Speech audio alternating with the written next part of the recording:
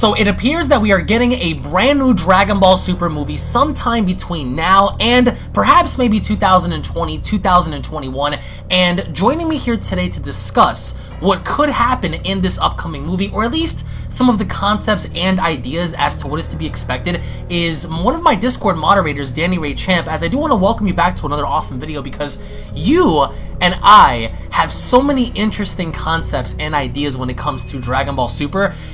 Everyone already knows on the Discord server and mainly publicly when we're addressing, certain topics on videos that you weren't too fond of Super based on their direction. I'm assuming that you like Broly because that was a objectively universal opinion for a lot of people, but we have a brand new film, but we don't know anything about it, which is pretty interesting in the fact that we know that the heads of Dragon Ball do have an idea and a plan, and some of these ideas and plans are for them to currently prepare for what's to come down the pipeline. But what I wanted to ask you is, what do you expect to see in terms of concepts, ideas? Because the entire fandom wants to see Cell return, Cooler. They want some of like the older villains, Janemba, Slug. But I propose an idea for like a brand new villain. I think that a brand new villain would work very well. So Danny, I wanted to get your thoughts as to what you would say would be the absolute best case scenario and the worst case scenario for this upcoming movie. And if you had to just share your thoughts as to concepts and ideas, what do you think, is lying, down the pipeline for this movie? And what are some things that you're hoping to see as a fan when looking at this movie? Or at least what's to come for. Well, I'm going to be completely honest with you and the audience. I think the best thing that can happen with this movie is a new villain. Granted, I wouldn't mind seeing somebody like Slug or Turles because I really enjoyed them. Maybe even Janemba. But that's definitely the best case scenario, a new villain or somebody who may or may not be as popular. But still, it would be a fresh take, have a Namekian in the fold for once, have another Saiyan, because everybody loves Saiyans. #1 race in the show, am I right? The worst case, though, I would say, honestly, for me, is to see Cooler or Perfect Cell come back. We have had so much bullshit at this point with Frieza being in the show. I just want him to stay in his corner over there for a while. And I get Cooler and Frieza are two separate characters, but he's his brother. Come on, if Cooler's involved, Frieza's likely gonna be in.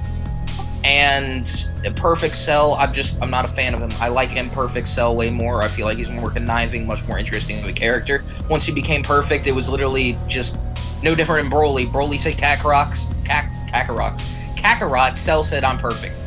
He's not an enjoyable character for me. So you don't think, having Cell or Cooler come back would be essential? I mean, because this is where I disagree, at least for Cooler.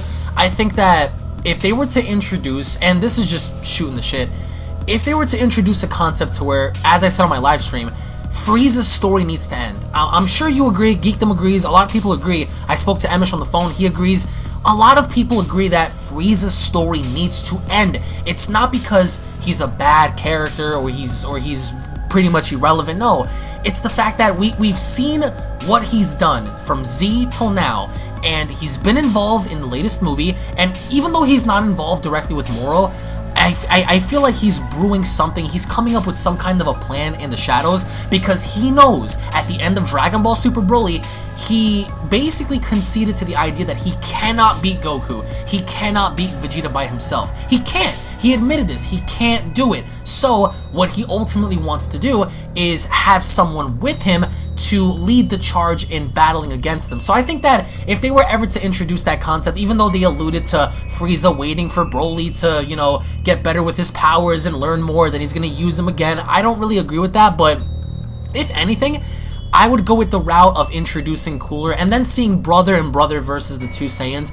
If they want to do that, like if they had to go back and drag someone in, I think Cooler would be a good fit, even though it would be kind of weird to see Cooler, who is significantly weaker than his brother now. I don't think by having those two train would we not see Golden Cooler or something along those lines. We've seen it in Heroes, so why not see it, in Super? But I think, that would be a cool idea to play into that, even though they're going to have to write in a good story. But when Broly was first introduced, everyone was saying, oh, well, how are they going to write a good story? So between Cell and Cooler, honestly, I would go with Cooler. But I also think that we need to do something very different. I think don't introduce any more Saiyans. I'm sorry. That's just we've been there, done that. We have Broly, and I mean, what else are they gonna do? Cumber? So no, don't do anything with those. Just we keep the ones that we have. But I agree. I think Slug, someone like Janemba, a demon perhaps. Like what are your thoughts on that? Well, I remember a few weeks ago, I jokingly said it'd be cool to see sort of a buddy space pirate type movie with Slug and Turles, because they're both space pirates, and maybe it doesn't need to be as comedic as I make it sound, but I think that'd be a cool thing. You know, have an evil Namekian. Granted, he's a Saiyan, but just to have those two, it'd be cool to see the dynamic with those two. I mean, we saw it in Xenoverse 2, and it was all right there. So I think it'd be cool for them to transfer that onto the big screen. In terms of Janemba, I'm not the biggest fan of him, but depending on what they do with it, I feel like they could flesh out the concept of what hell is in the canon material. Because in the non-canon material, in the filler, yes, we saw hell, HFIL, whatever you want to call it, a few times, but to actually have it expanded upon in canon would be really cool. But going back to what you said about Cooler, I agree that it can be done well, because I was the same way with Broly. Like, I was like, how the hell are they going to do this? And granted, the Broly movie, for better lack of a term, turned out pretty good, like amazing, in fact. But I'm still not a big fan of Broly, and it'd be similar with Cooler. Would it make sense narratively for Frieza to bring somebody like his brother into the fold to help him? Sure.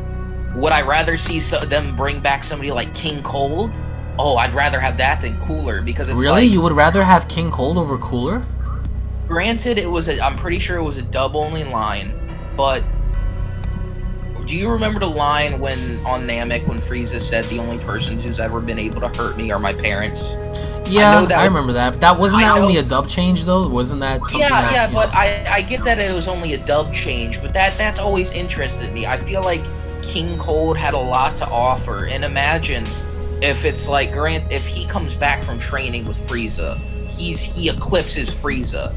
And Vegeta, like, you can have this thing with Vegeta where he goes on this monologue of like Frieza. Right.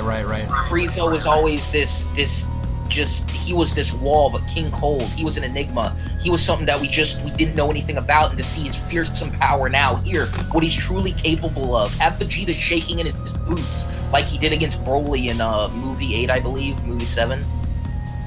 Just have Vegeta petrified of what this dude is capable of. I would much rather that than Cooler, because you get somebody who we haven't really had any development for back into the fold, and you get Frieza back, which some people may want, some people may not, but I feel like that would be a good compromise to have King Cold instead of Cooler. What about the likelihood of us getting something new, but on a much grander scale? For example, a Zamasu on like mega steroids, and what I mean by that is introduce a celestial being, a being of cosmic proportions in terms of battle power, in terms of presence, angelic maybe in nature, perhaps an entity that can rival the angels.